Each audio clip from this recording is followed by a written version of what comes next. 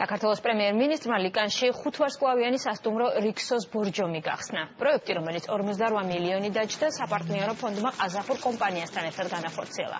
ახალ სასტუმროში უკვე 200-ზე მეტი ადამიანი დასაქმდა. ეს საქართველოში რიქსოსის პირველი სასტუმროა, რომელიც თანამედროვე ინფრასტრუქტურით, საკონფერენციო დარბაზებითა და სათამაშო მოედნებით აღიჭურვა.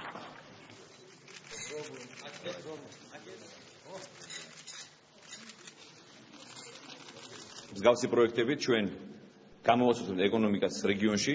პროექტი იყო შეჩერებული, როცა ახალი მენეჯმენტი მოვიდა საპარტნიორო ფონდში. ეს პროექტი განახორციელა საპარტნიორო ფონდმა ყაზახურ კომპანიასთან ერთად და ჩვენ სულ რაღაც ერთ წელიწადში შევძლებთ ამ ახალი სასტუმროს გახსნა. რიქსოსი შემოიტანს სერვისის საერთაშორისო სტანდარტს.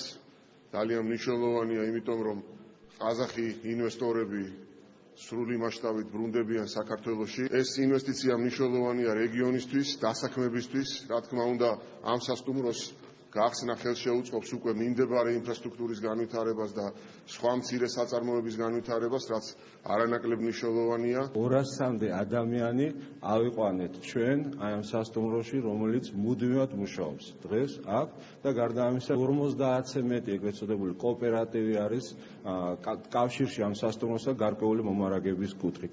ეს არის პირველი 5 ვარსკვლავიანი სასტუმრო რეგიონში, ეს არის პირველი 5 ვარსკვლავიანი სასტუმრო რიქსოსის სისტემის საქართველოში.